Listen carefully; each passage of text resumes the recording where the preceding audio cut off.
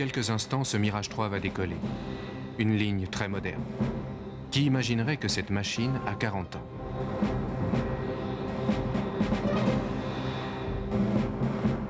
C'est la guerre des 6 jours en 1967 qui a fait la réputation mondiale de cet appareil. En quelques heures, les Mirage 3 de l'armée de l'air israélienne ont anéanti les MiG-21 syriens et égyptiens.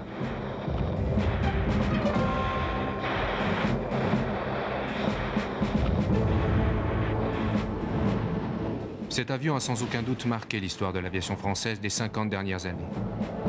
Issu d'un programme de l'armée de l'air qui voulait un intercepteur léger, il est alors le premier avion de combat opérationnel d'Europe à dépasser Mach 2. Pour obtenir de telles performances au milieu des années 50, Marcel Dassault, fondateur de Dassault Aviation, a pris des risques considérables et choisi des solutions radicales. Muni d'une voilure Delta, d'un réacteur Attar-Snecma français et d'une fusée d'appoint, l'avion est une telle réussite qu'il va bientôt être exporté dans le monde entier.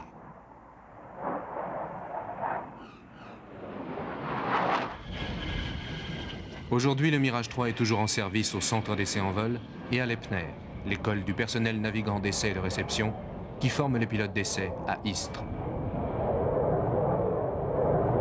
Le Mirage 3, c'est vraiment un avion pour des pilotes, c'est-à-dire qu'il faut tenir en permanence, si on peut dire. Je dis toujours, le Mirage 3, c'est un avion dont on tombe amoureux. Le Rafale, à mon avis, non.